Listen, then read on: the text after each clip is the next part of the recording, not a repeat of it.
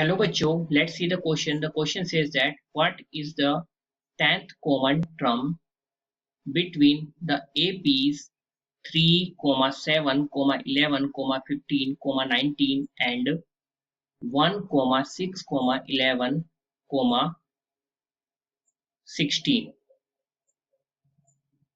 So सबसे पहले की कॉन्सेप्ट की बात करते हैं. The key concept of this question is if any series is in AP,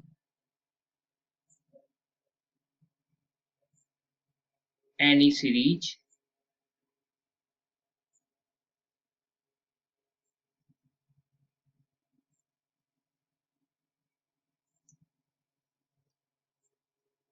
then जो आपकी nth टर्म होगी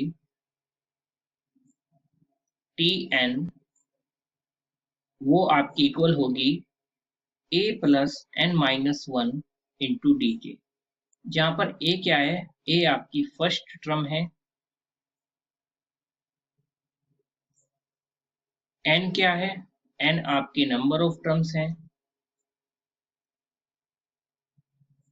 और d क्या है, d आपकी यहाँ पर कॉमन डिफरेंस है.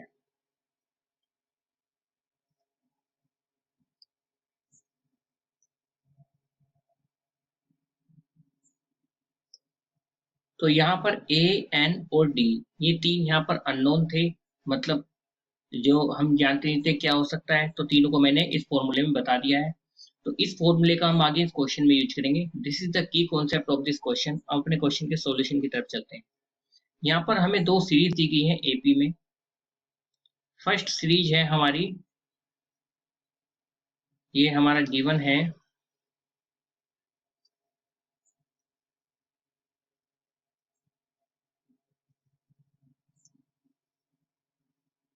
फर्स्ट सीरीज जो गिवन है हमारी वो है 3, 7, 11, 15. देन हमें दिया गया है 19, और 19 के बाद भी हम लिख सकते हैं. ठीक है, कैसे लिख सकते हैं, देखिए सबका कॉमन डिफरेंस है. 7 में से 3 माइनस करो 4 आ जाएगा, फिर 11 में से फिर 7 माइनस करो 4, यानी कि हर एक में 4 4 ऐड हो रहा है. तो 3 और 4 7 और 4 11 और 4 15 और 4 19, 19 और 4 23 हो जाएगा, 23 और 4 27 हो जाएगा, 27 और 4 31 हो जाएगा. इस तरीके से आप कितनी भी टर्म्स को लिख सकते हैं. सेम इसी तरीके से फर्स्ट सीरीज दी गई थी और सेकंड सीरीज भी हमें दी गई है. वो दी गई है आपकी 1, 6, 11. ठीक है, ये हमें यहाँ पर दिया गया है, यानी कि इसके बाद आपका हो जाएगा 11 के बाद 16. यहाँ पर क्या ऐड हो रहा है, यहाँ पर 5 ऐड हो रहा है. 6 माइनस 1 करिए, 5 और ऐड हो रहा है ना, बिल्कुल. तो 5 ऐड हो रहा है, तो 16 और 5 21, यानी इसके बाद 21 आएगा. 21 5 26, 26 5 31, और इस तरीके से ये भी आपकी सीरीज चलती रहेगी. यहाँ पर हमें बोला गया था कि आप कॉमन वैल्यू निकालिए. कॉमन वैल्यू निकालने का मतलब था कि आप जो है 10th कॉमन वैल्यू, यानी कि इन सब में कॉमन वैल्यूज निकालने के साथ साथ आप 10वीं कॉमन वैल्यू निकालिए. अगर आप देखो तो पहली कॉमन वैल्यू आपकी थर्ड नंबर पर आ रही है, यहाँ पर भी थर्ड पे 11, यहाँ पर भी थर्ड पे 11. सेकंड कॉमन वैल्यू यहाँ पर आप देखो फोर्थ, फिफ्थ, सिक्स्थ, 7, 8 नंबर पर आ रही है 31, और यहाँ पर भी फोर्थ, फिफ्थ, सिक्स्थ, 7, यहाँ पर कौन से नंबर पर आ रही है, यहाँ पर 7th नंबर पर आ रही है. तो आप देख सकते हैं कि हमारी कॉमन जो फर्स्ट आ रही है वो 11 आ रही है, और सेकंड आ रही है वो 31 आ रही है.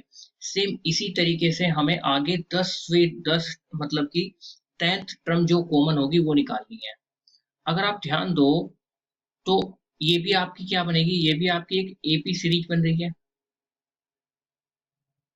ये 11 आया, 11 के बाद 31 आया, भाई ये दोनों एपी में है, तो इन दोनों में जो कॉमन टर्म्स आएंगी वो भी क्या होंगी, एपी में है. यहाँ पर वो भी अगर एपी में है तो यानी कि हमारे पास फर्स्ट टर्म आ गई फर्स्ट कॉमन टर्म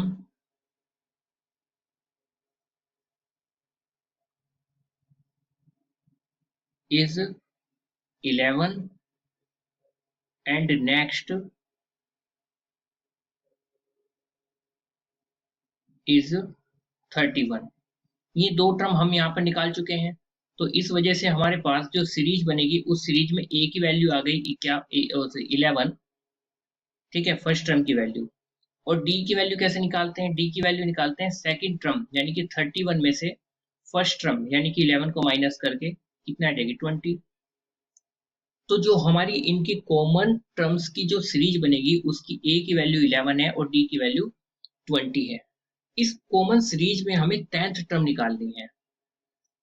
कौन सी टर्म, हमें 10th टर्म निकालनी है। तो 10th टर्म का फॉर्मूला यहाँ पर लगा देंगे, ये हो जाएगा a plus 10 minus 1 into D.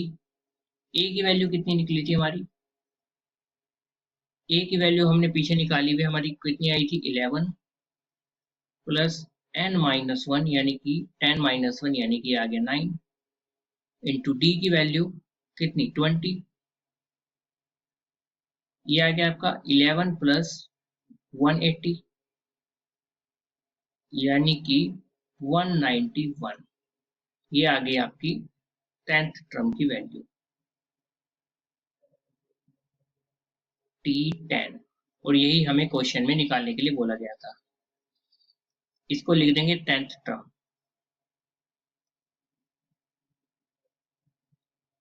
तो इसको हाईलाइट कर देते हैं क्योंकि हमें निकालना था। So final answer of the question is T10 यानी 10th term is equal to 191। Hope you understood it well. Best of luck. Thank you.